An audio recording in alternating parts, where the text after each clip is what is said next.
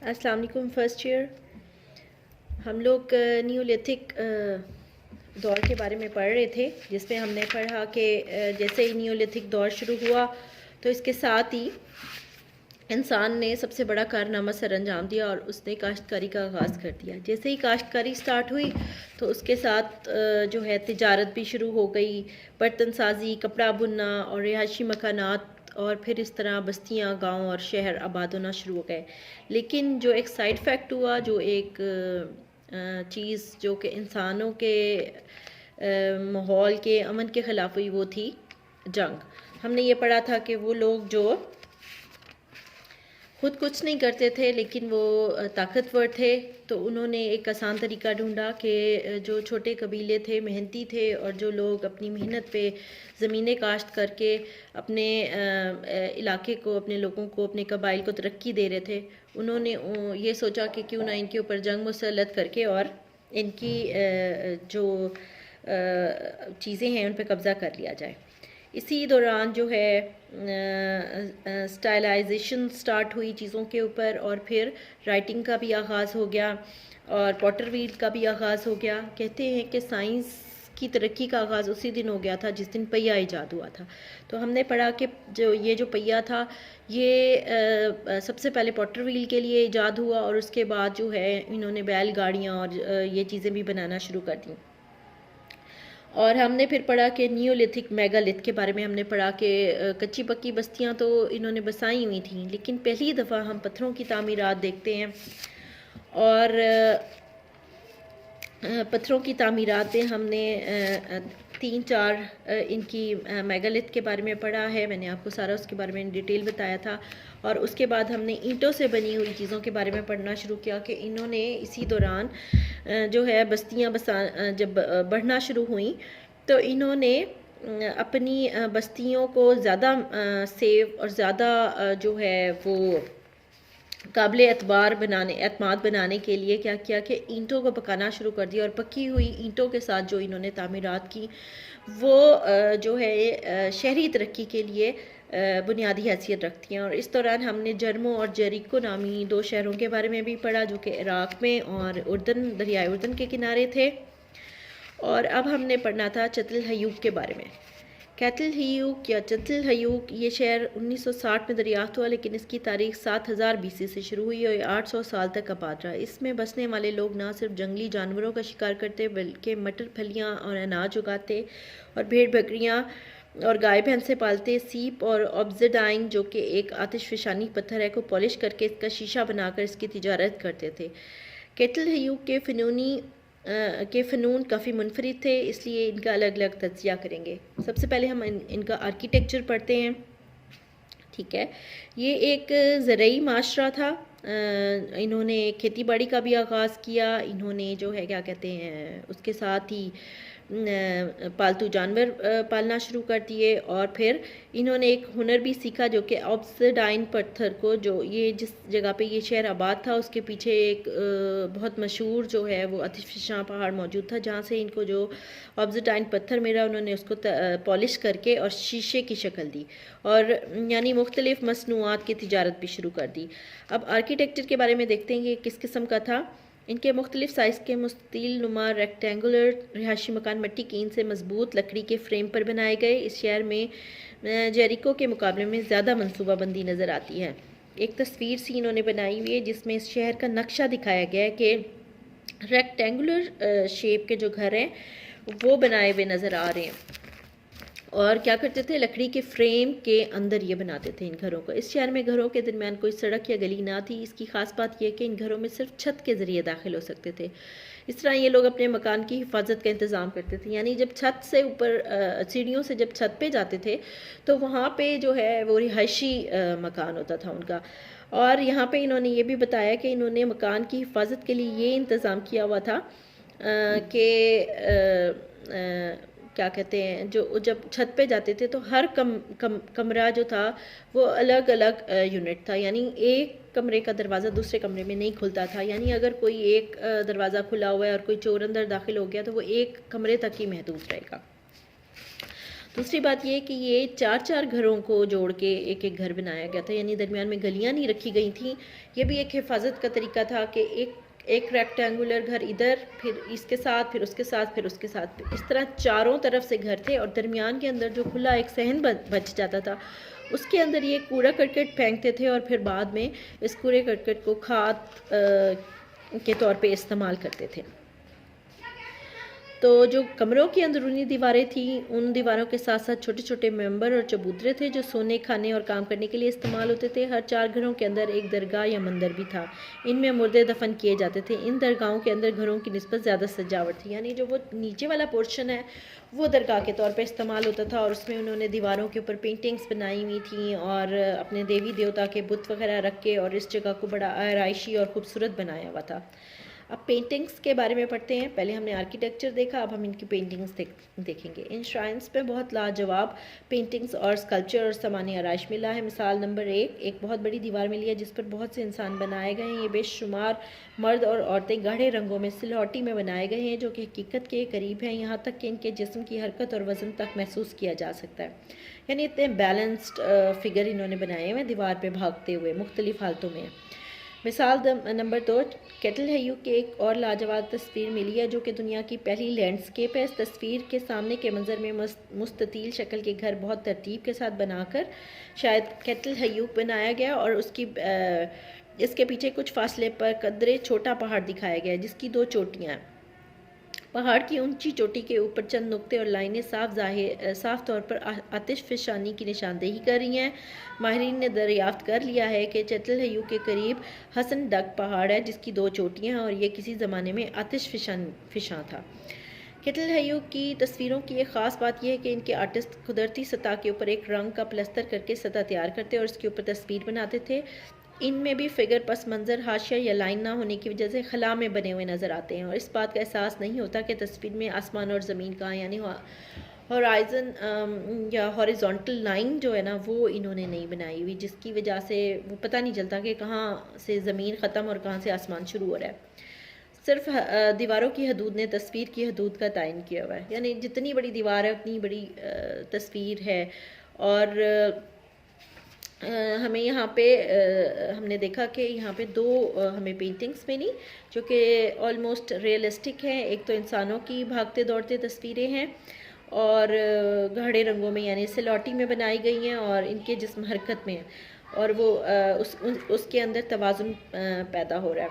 और दूसरी तस्वीर जो है वो एक पहली दुनिया की लैंडस्केप भी कह लें कि पीछे हसन डग की 2 चोटियों वाला आतिश फिशानी पहाड़ है जो कि लावा भी यानी धुआं उगल रहा है और उसके आगे बड़ी तरतीब के साथ चैटल हयू के शहर को दिखाया गया या टाउन को दिखाया गया। अब हम संग तराशी का पढ़ेंगे। इस जगह वक्त के साथ साथ मदर गॉडेसेस के बुतों में इजाफा हुआ, जिससे ज़ाहिर होता है कि शिकार की अहमियत की कमी के साथ जब ज़राअत के साथ वाबस्ता पेशों में इजाफा हुआ तो माशरे में औरत का किरदार और उसके कामों की नौयत में इजाफा हुआ। ताने पीसना, खाना पकाना, कपड़े सीना और घरेलू जानवरों का ध्यान रखना सब औरत के ज़िम्मे था। इनकी दरगाहों में दीवारों पर बनाई की तस्वीरें जानवरों के सर, भैंसों की खोपड़ियाँ और मजहबी बुतों के अलावा बैल के सींग काफ़ी तादाद में मिले। ये सींग सतूनों पर बैठने के बेंचों के ऊपर के प्लास्टर में बैल के सर बनाकर ऊपर लगाए गए हैं, जिससे ये जाहिर होता है कि शायद इस ख्याल के तहत लगाए गए थे ये किसी तरह से इंसान की हिफाजत में मददगार साबित हो सकते थे और इसे बुरे वक्त से बचा सकते थे। लेकिन गाय बैल को ये लोग देवी देवता का दर्जा नहीं देते थे। जो मजहबी बुत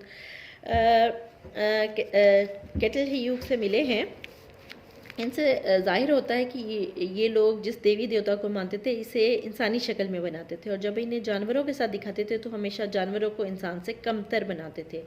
औरत को अक्सर चीते के साथ और मर्द को हमेशा बैल के साथ दिखाते थे। इनकी बुत मिट्टी के थे जो आग में पकाए हुए थे। अक्सर बुत छोटे छोटे थे जिनका साइज़ 2 और 8 इंच के दरमियान था। 2-4 बुत 12 इंच के भी मिले हैं। ज़्यादा बुत औरत के मिले हैं और ख्याल किया जाता था कि औरत के बुत को मदर गॉडेसेस के तौर पर बनाया जाता था, जिसको जवानी में, बुढ़ापे में, शादी की रस्म के वक्त, हमल की हालत में बच्चा पैदा करते हुए जानवरों की हुक्मरानी के तौर पर मुख्तलिफ अंदाज में बहुत वजाहत के साथ पेश किया गया है। ठीक है, इनकी जो दरगाहें हैं उनके अंदर वो कह रही हैं कि इन्होंने बहुत सारे तरह के बुत भी रखे हुए हैं, जिसमें मेन बुत तो मदर गॉडेसेस का है। ये मदर गॉडेसेस जो थी वो क्योंकि ये एक ऐसा माशरा था जिसमें औरत को बहुत ज़्यादा इम्पोर्टेंस हासिल थी, और मेन जो घर की बुनियाद या सेंट्रल ऑफ अट्रैक्शन के तौर पे औरत को देखा जाता था। वो हर तरह, मतलब घर को संभालना, खेती बाड़ी करना और इबादत गुजारी में और इन सब कामों में औरत का मेन किरदार था। तो इस चीज़ को सामने रखते हुए यहाँ पे जो है मदर गॉडेसेस के बुत नज़र आते हैं। और दूसरी बात यह है कि हमेशा से जब से ये ज़रई माशरा पैदा हुआ और ज़राअत शुरू हुई, तो किसान जो थे वो पूजा के लिए किसान की देवी जो है वो एक औरत के रूप को ही हमेशा देवी के तौर पर सामने रखा जाता था, और उसी से मदद मांगी जाती थी और उसी की वो पूजा वगैरह करते थे और मुख्तलिफ़ रस्में अदा करते थे। मतलब जब फसल काश्त हो रही है, जब फसल पक चुकी है, जब फसल काटी जा रही है, तो उसके साथ साथ जो है ये मदर गॉडेसेस के जो बुत हैं वो नज़र आते हैं। इसके अलावा भैंसों की खोपड़ियों के बुत और इस तरह की चीज़ें भी नज़र आती हैं, लेकिन वो ये कहते हैं कि वो इसको जो थे सींगों वगैरह को और इन चीज़ों को हमेशा इसलिए रखते थे कि वो इंसान की हिफाजत के तौर पे उनको एक उनका कोई कॉन्सेप्ट था, उसके हिसाब से रखा जाता था। और एक और चीज़ जो यहाँ पे नज़र आई है कि मर्दों को हमेशा बैलों के साथ और औरतों को हमेशा चीते के साथ उन्होंने दिखाया। और मदर गॉडेसेस जो थी, देवी माता जो थी, उनके बुतों को मुख्तलिफ़ हालतों में इन्होंने दिखाया है। अब यहाँ पे एक सीटेड गॉडेस का एक बुत है। इस बुत का सर टूट चुका है, लेकिन इस तरह इसे मोटा बनाया गया। इससे वेनस ऑफ विलेंड्रफ की याद ताज़ा होती है। आर्टिस्ट ने टेराकोटा यानी पकी हुई मिट्टी का बुत बहुत हकीकी अंदाज में बनाया है। इसकी छाती बहुत ज़ीहिस बनाई है, हाथ छोटे होने के बावजूद बहुत एहतियात से बनाए गए हैं। सर मौजूद नहीं, लेकिन इस जगह के दूसरे बुतों को देखकर एहसास होता है कि इस सर को भी उन्होंने यकीनन वजाहत से बनाया होगा। अच्छा, इस बुत के ऊपर क्रॉस की तरह के फूल पेंट किए गए हैं। दीवारों की तस्वीरों में भी ये फूल मौजूद थे। इस बुत पर फूल बनाने का मकसद शायद इसे काश्तकार की देवी जाहिर करना है। कितल हयूब की पेंटिंग और मुजस्मा साजी में अफजाइश नस्ल और ज़राअत की अलामतें बहुत नुमायाँ हैं, लेकिन शिकार की अहमियत भी नियोलिथिक दौर में खासी वाज़ेह थी। इसलिए शिकार से मंसूब पुराने दौर के रसूमात नए दौर में भी मिलती हैं। इस सिलसिले में लातादाद अधूरे और सादगी से बनाए गए जानवरों के बुत जिन पर तीर का निशान लगाया हुआ हो या जानबूझकर तोड़ा गया हो, जतल हयूक से मिले हैं। जादू की रसूमात में इस्तेमाल के बाद इन बुतों को गढ़ा खोद कर दबा दिया जाता था। शिकार की अहमियत इसकी तस्वीर में भी नज़र आती है। इसमें एक जिक्र पहले भी किया जा चुका है, ठीक है। गो कि अभी ये ज़रई माशरा था और इस माशरे में जो है वो ज़राअत को सबसे ज़्यादा इम्पोर्टेंस हासिल थी, जिसमें मर्द औरत सब मिलकर काम कर रहे थे। जानवरों को भी पाला जाता था और इसके अलावा ज़राअत यानी अनाज के अलावा भी बेशुमार फ़ायदे हासिल हो रहे थे, जैसे कि जानवरों के दूध हो गया, गोश्त हो गया, या मुर्गियाँ वगैरह पालते होंगे, उससे अंडे हासिल करते होंगे। इस तरह की सारी चीज़ें तो होंगी, लेकिन वो कह रही हैं कि नियोलिथिक दौर में शिकार की जो खसूसियात हैं या शिकार की जो अहमियत है वो ख़त्म नहीं हो गई थी, बल्कि वो भी साथ साथ ही चल रही है। और उसकी काफ़ी सारे जो हैं उससे रिलेटेड रसूमात के बारे में भी पता चलता है। अच्छा, जतल हयूक एक खुशहाल और मुनज़्ज़म शहर था जिसमें मुतअद्दिद किस्म की आर्ट और क्राफ्ट के मराकज़ थे। बर्तन साजी, तस्वीर कशी, मुजस्मा साजी के अलावा यहाँ कपड़े की बुनाई होती और तांबे और सिक्के को पकाकर सोदने का अमल भी 6000 BC से पहले शुरू हो चुका था, ठीक है ना। यहाँ पे ये मुख्तलिफ आर्ट्स के नाम लिखे हुए, इनको अंडरलाइन कर लें कि ये सारा कुछ भी होना शुरू हो गया था इस शहर के अंदर। इस माशरे में पैलियोलिथिक दौर की रिवायत बहुत देर तक कायम रही। आहिस्ता आहिस्ता ये खुराक जमा करने वाले माशरे से खुराक पैदा करने वाला माशरा बन गया। हकीकी रियलिस्टिक आर्ट से हटकर अलामती आर्ट की तरफ आ गया। इस नए माशरे में औरत का मकाम भी बढ़ा। 5700 BC में ये मुकम्मल ज़रई माशरा बन गया। इसके 100 साल बाद इस लोगों ने यहाँ से 200 मील दूर मगरिब की तरफ एक नया शहर हैसीलर बसाया, लेकिन 5000 BC तक तुर्की में नियोलिथिक दौर ख़त्म हो गया, ठीक है। अब ये कह रहे हैं कि एक शहर जब भर गया, वहाँ पे लोगों ने एक कंप्लीट शहर आबाद कर लिया और हो सकता है जगह और ना रही हो, तो फिर इन्होंने एक इससे कुछ फासले पर एक और हैसला के नाम से एक शहर बसाया।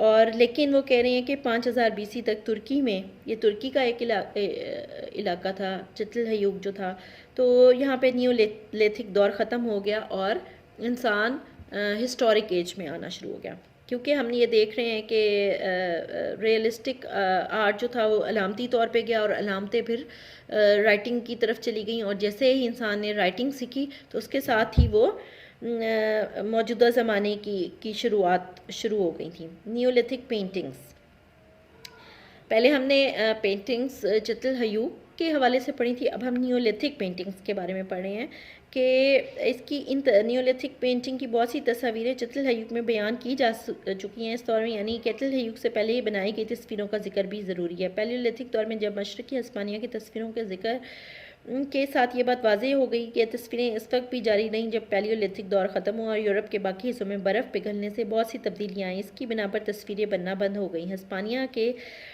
लेविटन में बनाई गई तस्वीरों को पैलियोलिथिक और नियोलिथिक की दरमियानी कड़ी यानी मेसोलिथिक दौर की तस्वीरें कहा जाता है, जो कि 3000 BC तक बनती रहीं, जिनकी बिना पर यह तस्वीरें न सिर्फ मेसोलिथिक बल्कि नियोलिथिक दौर से भी मंसूब की जा सकती हैं। तस्वीरें रॉक शेल्टर्स में बनाई गई हैं। तस्वीर कशी न सिर्फ हिस्पानिया बल्कि शुमाली अफ्रीका में भी पाया जाता है। अब ये जो इन्होंने एक यहाँ पे एक तस्वीर का बार बार ये जिक्र कर रहे हैं, हम तस्वीरों का जिक्र करें, उसमें एक मिसाल के तौर पर ये एक तस्वीर के बारे में भी बता रहे हैं। तस्वीर की तारीख के बारे में अब तक मुख्तलिफ आ रहा थी, लेकिन अब इस बात पर इत्तफाक हो गया है कि ये मेसोलिथिक दौर की तस्वीरें हैं जो कि सिर्फ हिस्पानिया और शुमाली अफ्रीका में आया। ठीक है, मेसोलिथिक दौर जो था वो कह रहे हैं हर जगह नहीं आया बल्कि हिस्पानिया और शुमाली अफ्रीका में आए। इन तस्वीर में ख़ास बात यह है कि इसमें इंसान को बनाया गया है। इन तस्वीर में हरकत है और ये हल्के रंग के पस मंज़र में गाढ़े रंग से बनाई गई, यानी सिलहटी पेंटिंग्स हैं। इसमें गज़ोला ग्रज में बनाई गई ये तस्वीर है। गज़ोला क्लथ से मिलने वाली 5 सिपाहियों की तस्वीर इस दौर की तस्वीरों की खसूसियत की अक्कासी करती है। इस तस्वीर में जो है वो बता रहे हैं कि चौड़ाई में 9 इंच की ये एक चौड़ाई में तस्वीर है। उसमें हरकत से भरपूर जो है वो थोड़ी सी मुबालगा आमेज़ी के साथ फिगर्स बनाए गए हैं, जिससे हरकत में राब्ता कायम हो जाता है। ज़्यादा तफसील नहीं है, फिर भी इसके तीर कमान और लीडर की सर पर पहनी हुई टोपियाँ नज़र आती हैं।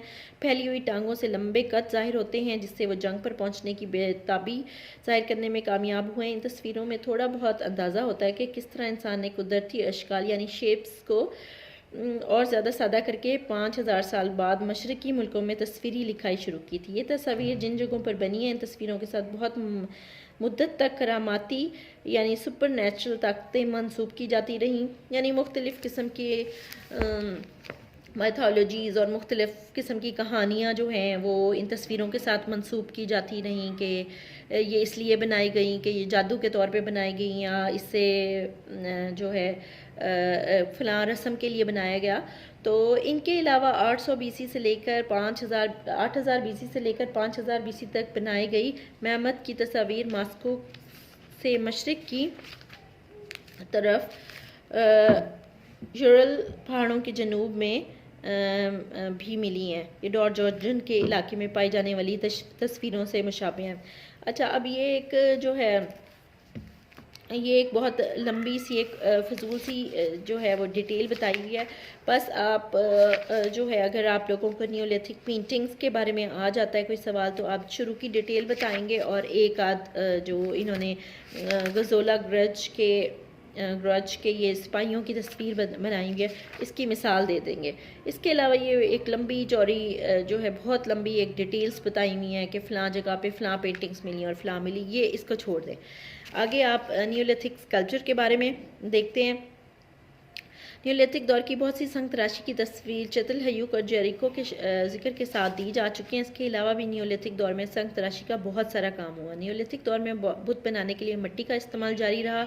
मिट्टी के बनाए हुए ऐसे बुत आग में पकाकर सख्त कर लिए जाते थे। ये मिट्टी के बुत किसी दूसरी चीज़ से बनाए हुए बुतों की निस्बत ज़्यादा तादाद में बच गए हैं। यूरोप में सर्बिया और जर्मनी के इलाके ड्यूनेब के किनारे विंसा के मकाम पर 1500 छोटे बुत मिले हैं जो कि 5000 BC से लेकर 4000 में बनाए गए थे। इनमें अक्सर घरों के खंडरात में पाए गए हैं। क्योंकि ये छोटे बुत थे और घरों में ही रखे जाते होंगे तो 5000 से 4000 BC तक ये लातादाद मिले। और कब्रों में नहीं, ये बुत कुछ तो जानवरों के यानी घरों से मिले हैं, कब्रों से नहीं मिले। ये बुत कुछ तो जानवरों के हैं, कुछ जिनमें पालतू जानवर भी हैं और जंगली जानवर भी। बहुत से बुत मर्दों और औरतों के हैं, जिनमें हर इंसान की खसूसियात स्टाइलाइज करके इतनी वजाहत से दिखाई गई कि इन्हें आसानी से पोर्ट्रेट या एक मखसूस इंसान की तस्वीर कहा जा सकता है। इसके बरक्स थोड़ा शुमाल में वाक़ पर डायोनीसा के मकाम पर चेहरों के जो बुत मिले हैं, इनमें चेहरे की बनावट और खदोखाल को एक डिज़ाइन की सूरत में ढाल दिया गया है। इनमें कोई तासुर नहीं, जज्बा नहीं, एक फार्मूला के तहत लंबे नाक और फटी फटी आंखें तराश कर डिज़ाइन की गई हैं। यानी विंसा के मकाम पर बेशुमार बुत मिले हैं छोटे साइज़ के, जो कि 4000 से 5000 BC के दरमियान मिले हैं। और ये घरों के खंडरात से मिले हैं, कब्रों से नहीं मिले। और इसमें पालतू जानवरों के अलावा इंसानों यानी मर्दों और औरतों के बुत बनाए गए हैं। और हर बुत की जो शक्ल है वो उस मुख्तलिफ़ शक्लों के साथ मिलाने की कोशिश की गई है, ठीक है। और उसमें वो कह रहे हैं कि लगता है कि जैसे ये पोर्ट्रेट्स बनाने की कोशिश की गई हो। और उसके अलावा जो है पेरी डायोनीसा के मकाम पर भी कुछ बुत मिले हैं, जो कह रहे हैं ख़ास फार्मूले के तहत ही नज़र आते हैं। इसके अलावा एक और बुत किस्म के बुत सरनावोडा के मकाम पर से, जो यूरोप में रोमानिया में दरियाए ड्यूनिप के किनारे से मिले हैं। ये दो छोटे छोटे 4.5 इंच के बुत हैं। इनमें एक बुत औरत का और दूसरा मर्द का है। छोटा होने के बावजूद इनमें जिसामत मॉन्यूमेंट मॉन्यूमेंटलिटी के साथ है। मॉन्यूमेंट कहते हैं कि जो चीज़ ऐसे लंबाई की तरफ हो, ठीक है। तो मॉन्यूमेंट्स आपने देखे होंगे कि बड़े बड़े चौराहों और बड़ी बड़ी जगहों पे मॉन्यूमेंट्स बनाए जाते हैं। तो ये हैं तो उसमें साइज़ में बहुत छोटे, लेकिन इनकी जो शक्ल है या देखने से जो अंदाज़ा होता है, ये मॉन्यूमेंट टाइप लगते हैं। स्टूल पर बैठे हुए मर्द ने अपना सर हाथों में थाम रखा है। माहिरीन का ख्याल है कि यह आदमी मैन फ्रॉम सरनावोडा आर्ट की दुनिया में पहले मुफक्किर का बुत है। ये बहुत इंपॉर्टेंट है, इसको अंडरलाइन कर लें, इंपॉर्टेंट लिख लें। जो कि 4000 BC से 3500 BC के लगभग मिट्टी से बनाया गया था। अब ये मिट्टी से बनाया हुआ दुनिया का पहले मुफक्किर का बुत है, जो कि बैठा कुछ सोच रहा है और कुछ मुफक्किर टाइप लग रहा है। अच्छा, अब ये हमने इनकी पेंटिंग के बारे में भी पढ़ लिया और नियोलिथिक स्कल्पचर के बारे में पढ़ लिया। उसमें एक एक मिसाल जो है आपने याद रखनी है। उसमें गुज़ोला ग्रच के 5 सिपाहियों की मिसाल है पेंटिंग में, और इसमें मैन फ्रॉम सरनावोडा स्कल्पचर के हिसाब से या वो विंसा के मकाम से मिले हुए छोटे छोटे बेशुमार बुत हैं, जिनमें पोर्ट्रेट्स भी हैं और पालतू जानवरों के बुत भी हैं। अच्छा, अब नियोलिथिक टेराकोटा के बारे में देख लेते हैं। ये नियोलिथिक की अहम चीज़ इस दौर की पक्की यानी टेराकोटा में बनी हुई पक्की मिट्टी यानी टेराकोटा में बने हुए बुत और बर्तन हैं। इनमें भी इंसानी फिगर स्टाइलाइज करके बनाए गए हैं। और आर्ट के नमूने इस छोटे टीलों को खोदने के बाद मिले हैं, जिन्होंने प्री हिस्टोरिक बस्तियों को छुपा रखा था। ये टीले यूगोस्लाविया, रोमानिया, ग्रीस और हंगरी से मिले हैं। इनमें विंसा की पोट्री के छोटे छोटे बुत काबिल ज़िक्र हैं। ये वही स्टाइलाइज्ड बुत जिनको विंसा के मकाम से मिले हैं, हमने जिनके बारे में अभी पढ़ा है इन डिटेल, ये उसके बारे में भी बात करें हैं। वो स्कल्पचर में भी आते हैं और टेराकोटा में भी वो बुत आते हैं, क्योंकि छोटे साइज़ के हैं। शुमाल यूरोप में नियोलिथिक दौर काफ़ी देर तक मौजूद रहा। इससे बहुत पहले जनूब मशरिक और बहरा रूम में कांसी का दौर आ चुका था। इससे भी पहले वस्त एशिया में पत्थर के औजारों के बदले ब्रॉन्ज और धात के औजार बनने शुरू हो चुके थे। वस्ती एशिया में इंसान ने तांबे के ढीलों को ज़मीन के अंदरूनी सतह से निकालकर हथौड़ों से इन्हें वज़ा करके छोटी छोटी चीज़ें बनाई। सोना भी इस तरह वज़ा किया जाता। सोना और तांबा नरम धातें होने की वजह से औजारों के तौर पर इस्तेमाल ना की जा सकती थी। धातों का इस तरह से इस्तेमाल 3000 साल जारी रहा। बाद में मशरिकी वस्ता में इंसान को पता चला कि टीन और तांबे को इकट्ठा पिघलाकर कांसी में डाला जा सकता है, जो कि ज़्यादा सख्त धात बन जाती है। यूरोप और चीन में 2500 BC में कांसी के औजार बने। इसके बारे में इख्तिलाफ रहा है कि इन लोगों ने कांसी को खुद बनाया या इनका बनाने का तरीका मशरिक़ वस्ता से सीखा। अलबत्ता यह बात वसूख से कही जाती है कि 1000 BC में जनूबी अमेरिका के लोगों ने भी ब्रॉन्ज दरियाफ्त कर लिया था। यानी टीन और तांबे को जब उन्होंने मिला के एक धात बनाई तो वो ब्रॉन्ज बनी, और उससे धात के औजार वगैरह बनना शुरू हो गए और चीज़ें जो कि सख्त थी और यूज़फुल थी। इस तरह इंसानों की ज़िंदगी में पत्थर का ज़माना यानी नियोलिथिक ख़त्म हुआ और दुनिया में इंसान ने तरक्की की तरफ और कदम बढ़ाया। इस दौरान नई तहजीबें वजूद में आ चुकी हैं। दुनिया में मेसोपोटामिया, मिस्र, वादी सिंध और चीन की तहजीबें उभर रही थीं और तरक्की की तरफ गामजन इंसानी नस्ल मज़ीद कोशिशों में मसरूफ़ थी। ठीक है, नियोलिथिक दौर उसी वक्त ख़त्म हो गया जब चितलहयूब, जर्मो और जरीको जैसे शहर आबाद हो गए। और जब शहर आबाद हुए तो उनको इंसानों को आहिस्ता आहिस्ता पता चला कि एक शहर का या एक सोसाइटी का हिसाब किताब रखने के लिए और बड़ी चीज़ों की ज़रूरत होती है, यानी रूल्स, कानून और क्या कहते हैं राइट्स लोगों के, कि जब तक आप एक दूसरे के राइट्स पूरे नहीं करेंगे, हुकूक व फ़राइज़ पूरे नहीं करेंगे, आपका माशरा आगे नहीं चल सकता। इंसाफ पर मबनी एक माशरा बहुत ज़रूरी है तरक्की के लिए। और इसके अलावा जो है जूँ जूँ वक्त गुज़र रहा था वो नई से नई इजादात कर रहे थे और चीज़ों को आगे लेके जा रहे थे। जब शहर बस्तियाँ, टाउन और टाउन शहर और शहर फिर रियासत की शक्ल अख्तियार कर गए और मुख्तलिफ रूल्स और रेगुलेशंस जो हैं वो माशरे का हिस्सा बनना शुरू हुई। तो इस तरह हम प्री हिस्टोरिक से हिस्टोरिक एज में आ गए। और इसके बाद जो हमने पढ़ना है वो सिविलाइजेशंस है। जैसे ही हम कानून वज़ा कर देते हैं, हम जो है मुख्तलिफ़ फोर्सेस बना देते हैं, जब हम अदालत कायम कर लेते हैं, जब हम माशरे को इंसाफ की बुनियाद पर खड़ा करते हैं, तो उसके साथ ही सिविलाइजेशन का आगाज़ हो जाता है। और जैसे ही राइटिंग का आगाज़ हुआ, सिविलाइजेशन का आगाज़ हो गया। और अब हम नेक्स्ट पे जो है मुख्तलिफ़ सिविलाइजेशंस के बारे में पढ़ेंगे। इसको बहुत अच्छी तरह याद कर लें। ये फर्स्ट चैप्टर जो है वो कंप्लीट हो गया है और इंशाल्लाह अब मैं नेक्स्ट आप लोगों को जो पढ़ाऊँगी वो थोड़ा सा सजावट से रिलेटेड एक चैप्टर है जिसको टैटूइंग भी कहते हैं। तो टैटूइंग के बारे में और सजावट के बारे में थोड़ा सा पुराने इंसान के बारे में देखेंगे कि वो उसने इस हवाले से क्या तरक्की की कि कदीम ज़माने में अपने आप को सजाने और अपने अंदर खूबसूरती पैदा करने वगैरह के बारे में जो है वो एक छोटा सा एक चैप्टर है। उसका मैं लेक्चर जो है आप लोगों को दूंगी और उसके बाद हम मगरबी एशियाई तहजीबों के बारे में वेस्टर्न एशियाटिक सिविलाइजेशंस पढ़ेंगे जिसमें भी 4 चैप्टर्स हैं। Thank you.